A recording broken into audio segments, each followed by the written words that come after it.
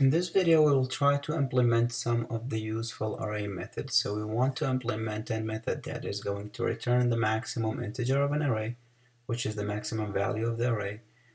Another method that is going to sum up all the values in the array. A method that is going to check if an element is a member of the array, returning true or false. And finally, a method that is going to perform a search in the array, and it is going to return the value, the index in which the element was found, if the element is found in the array. So let's go to our code, and we will keep the same integer array, but to make it a little bit faster, let's just create a filled array. So I don't need this for loop, and I don't need to fill it out. I also don't need to ask the user about my elements in the array. What I need is I just need to manually put some elements in the array, and I will just start by putting random numbers in here: 1, 23, 45, 6, 4, 33, 18, for example, and 99, 11, some just random numbers in my array. Okay, so this is the array I will be dealing with for the rest of the methods, and we have seen how the fill method works, so I don't need it, and I also don't need my scanner object, so I can just take all of the scanner objects out. Okay, so what I will start with is I will start with a method that is going to return the maximum number of the array. Now I will have to iterate over the elements one by one. If we look at what we are trying to accomplish here, we are not trying to write anything into the array, and we are trying to access every single element of the array. And finally, we do not care about the index in every iteration. So this is a good opportunity to use the enhanced for loop.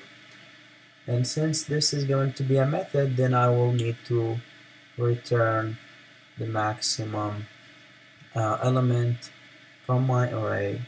And since I'm dealing with an array of integers, then I will be returning an integer as my output.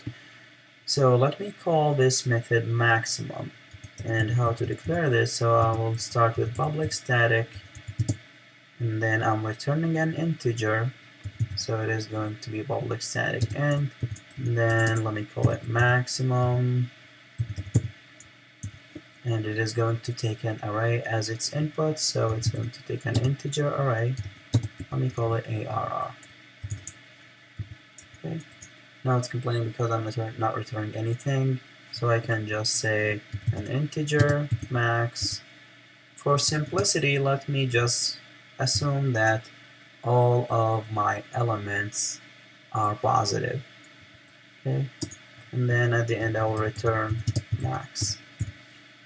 Now if I run this as it is going to return 0 all the time, which is not what I wanted. So what I want is I want to access my elements one by one, and at every iteration I need to compare the element that I'm accessing with max.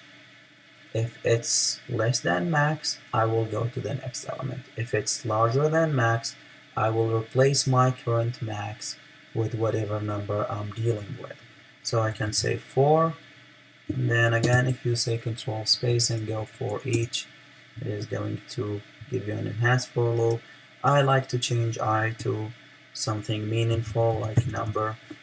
For an integer number in my array, what I will do is I will have an if statement that says if my number is larger than max, what I will do is I will swap the value of max with whatever my number is. So max is going to be equal to the number I'm currently working with.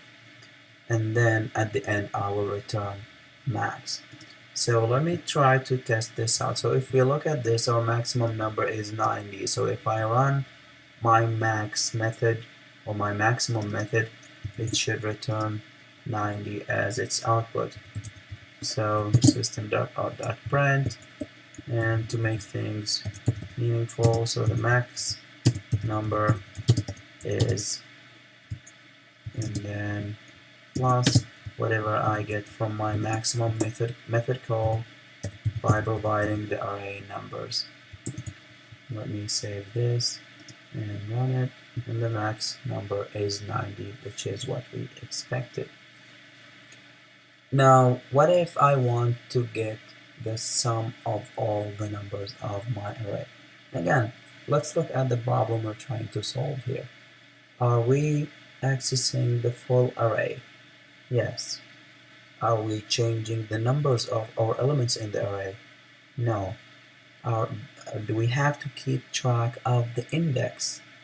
No, we don't have to keep track of the index. So again, we can just use an enhanced for loop. Now for the return type, what will I be returning? So adding all integers is going to result in an integer. So it is going to be very similar to the maximum method. So I can just copy this and go here, and let me call this sum. So my starting sum is going to be 0. So let me call this result. My starting result is going to be 0, and I do not need any if statement. I can just say result plus equals num, or number in this case. So what I'm saying is whatever is in the result currently, just add number to it and then return my final result. I don't know what number to expect when I call this, but there's going to be a large number, obviously larger than 90, right?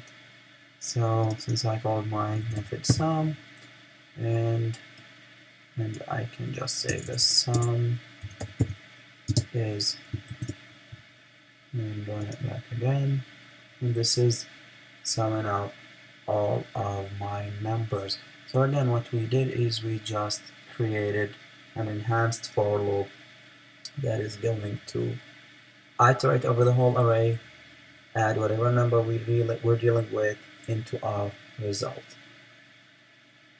Now let's look at array membership. So for array membership, what I want to do is I want to access my array element by element and compare it with a number or an element and see if that element is there or not. What I want to return is true or false based on whether the number is there or not.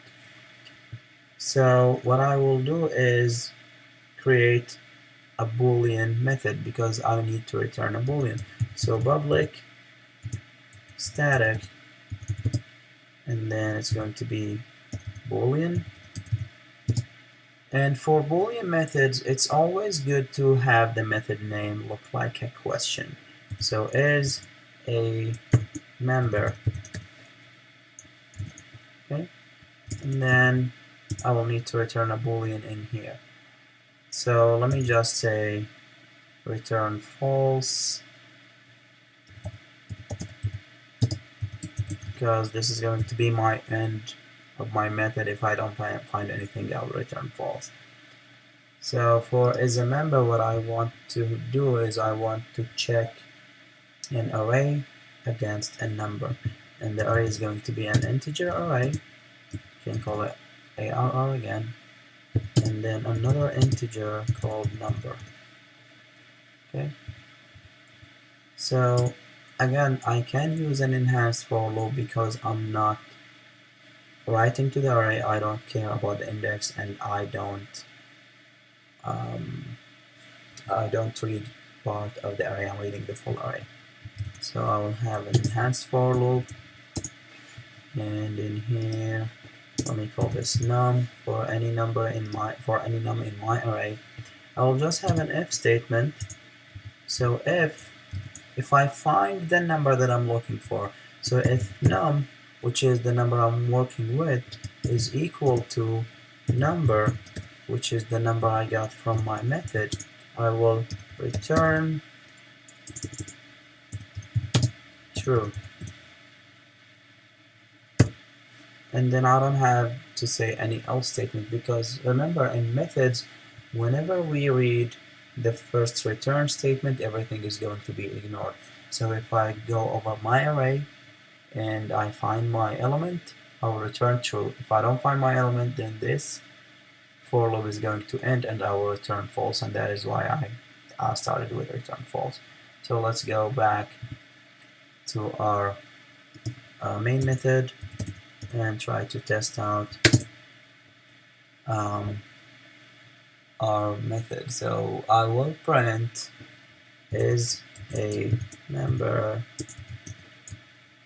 by providing my array numbers, and let's start with a number that's not here, 100.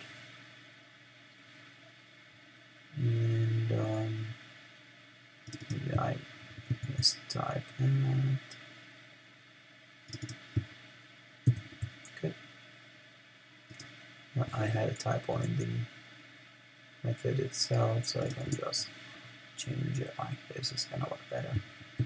Okay, so let me run this, and it says false because 100 is not there. Now let's have a number that is there, 11 for example. Save this and run it, and it says true because the number 11 is in the method.